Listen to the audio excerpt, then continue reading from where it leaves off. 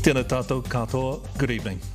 After providing daily news for almost 35 years, 3 looks set to lose Newshub Live at 6 and its all associated news programs, including its online news platform. Staff were emailed this morning to prioritise their attendance at a meeting ahead of anything else they may be doing to find out about significant changes that may impact their role. At that meeting, staff were told there was a proposal to close the newsroom on June 30th. Investigations correspondent Michael Morra has the details, which could mean almost 300 staff in news will lose their jobs. This was the first news program on 3 in November 1989. Good evening. An Auckland man is in prison tonight after being charged with the murder of English tourist Monica Cantwell. There have been various iterations of the brand over more than 3 decades.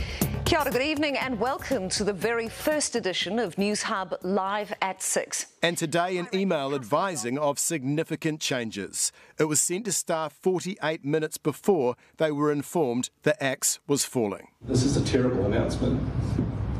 There is no sugarcoating it, and I wish I could be standing up here with better news. Warner Brothers Discovery New Zealand boss Glenn Kine made the announcement. I've been very proud, Mike, to be part of this organisation and part of the newsroom. Nothing prouder, actually. Nothing will ever compare. So this is the most difficult day. The meeting lasted an hour, then Paddy Gower made his own impromptu announcement to his workmates. I know lots of you are frightened and sad, but you just have to remember when everything happens, once we get out of here, that you've been part of something amazing. It was a bombshell, you know, we're TV3, we've had cuts and we've survived cuts in the past, but to lose the whole news operation and entity so entwined in the fabric of our society here in Aotearoa, it's absolutely heartbreaking. A sentiment felt by everyone at 3. The announcement at the meeting this morning was completely out of the blue and utterly devastating for myself and all of my colleagues in news. Many of us have worked together for decades. Management says there will be an opportunity for feedback on the proposal, although most I've spoken to don't believe that will change anything. You're inviting feedback and you'll listen to that. Will it change anything? Has the potential to, of course. Most staff I've spoken to don't believe that. What do you say to that? And look, I fully expect that position, of course. Kine says he will listen to proposals to keep the newsroom operating, including from external partners. He found out about the plan to possibly cut the news operation in late January. Do you feel that you've waited a bit late to inform staff of this?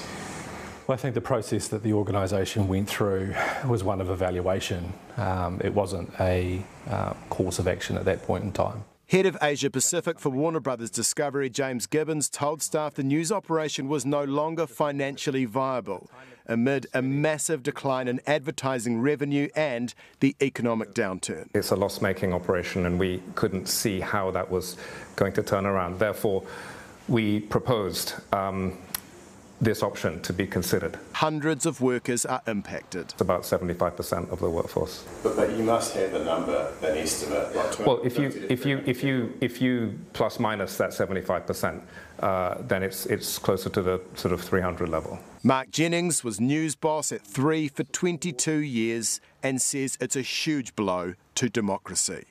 I thought there would be some trimming. Obviously the business is losing a lot of money, so it's got to be slimmed down. But to shut the whole news operation, boy, that is really big and is a big blow for the country. Eric Young was also at 3 when it all began.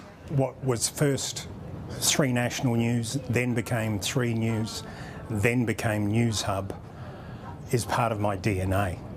You know, I've been in this building since 1989. A building that likely won't be broadcasting news by the end of June, like it has done for 34 years. Well, kia ora, Michael. Look, this is not the story that we thought we would be covering today. We're all feeling it. How is everyone in the newsroom coping?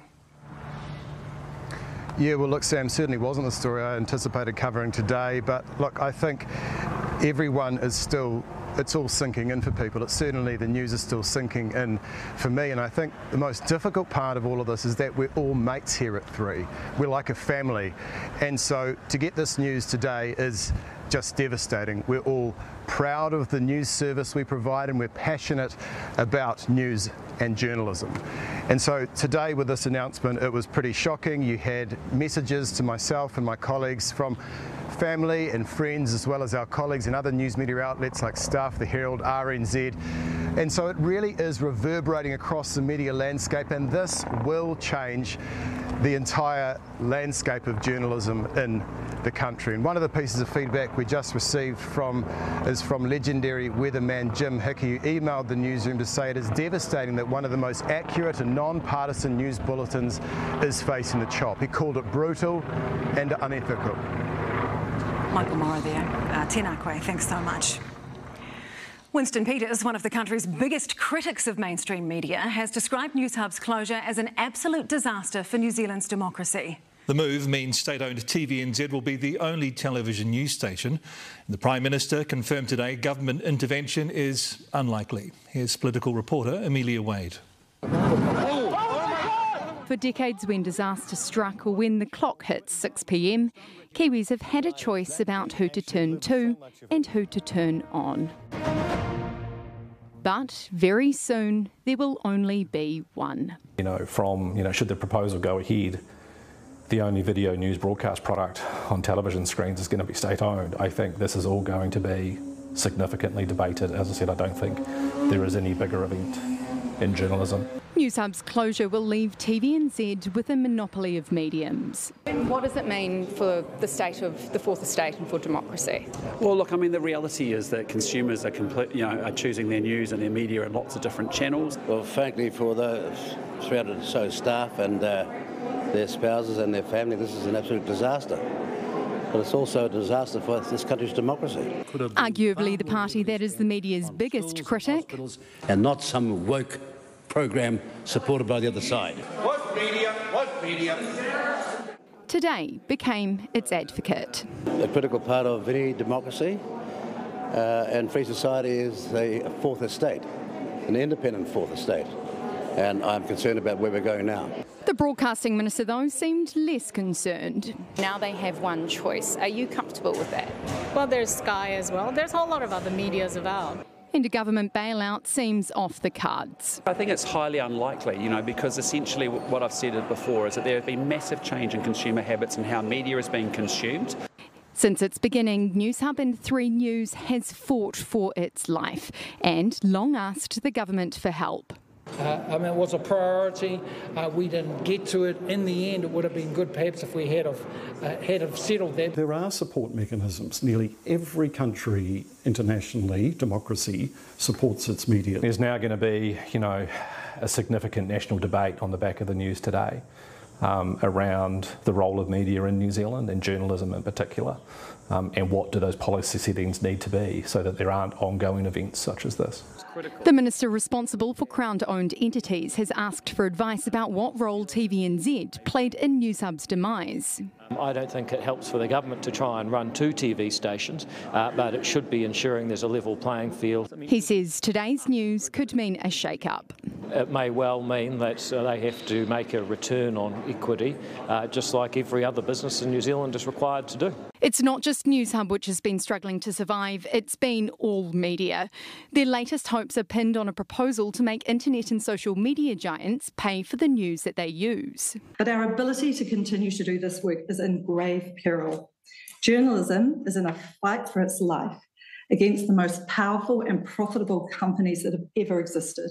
Half of our broadcasters have lost their jobs. Half the journalists have lost their jobs. So the digital bargaining bill is really important. The government has been lukewarm on the idea and continues to be. I have spoken to Glenn Keane last night, and he actually told me that that would have not made a single bit of difference. Warner Brothers Discovery has never actually reached out for assistance. It's not something that they felt that was helpful. I don't think there's anything that we could have actually done to actually assist them.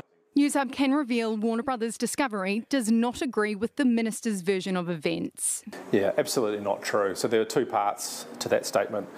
The first part around there was nothing that could happen. We were specifically talking about cordia relief. We were talking about the proposed Google, Facebook Digital Bargaining Act.